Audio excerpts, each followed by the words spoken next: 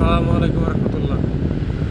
আজ আমরা চলে এসেছি পূর্বাচল 10 নম্বর সেক্টরে, sector 10, road number 107D, plot নম্বর 13। প্লটের আয়তন 5 কাঠা। এই যে একটা প্লট, আপনার একটু নিচু জায়গা, পানি জমে রয়েছে।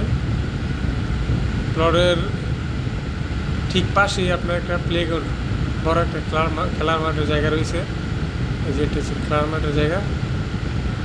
আপনারা যারা প্লটের পাশে খোলামেলা জায়গা খুঁজতেছেন বা প্লটের পাশে একটা খোলা জায়গা থাকবে, তাদের জন্য এই